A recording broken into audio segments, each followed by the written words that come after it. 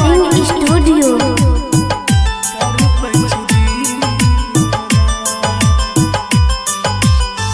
हमर दर्द तुके जनमे गए सोना तर दिनों रात दिल में हमरा छेद क देला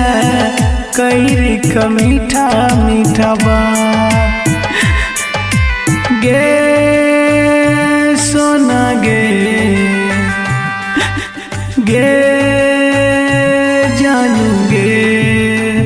हमर दर्द तुकी जन्म गए सोना तर दिनों रात दिल में हमरा छेद क देला कईरी का मीठा मीठा बात गे जानू गे गे सोना गे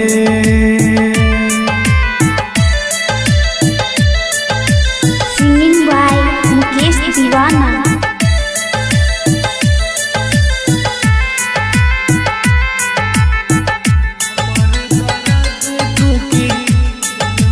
सोना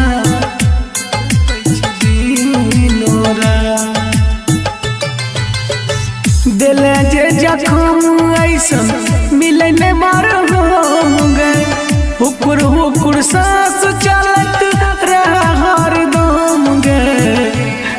हरदम गए हरदम गए दिल जे जखम ऐसन मिले ने मार गए हुकुर हुकुर सांस चलत रहा हरदम गए ऑपरेशन कराने को बोलता डॉक्टर दो दो छेद किडनी के भीतर बोलना किया दिल पर मारले हमारा गे सोना लात गे जानू गे गे सोना गे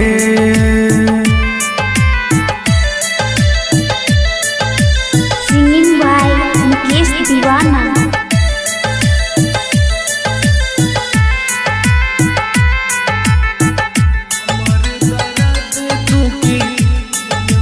सोना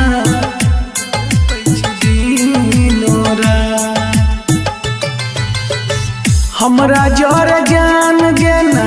केले खेल मार गे मार देला दिल पर हमरा तू तलवार गे तू तलवार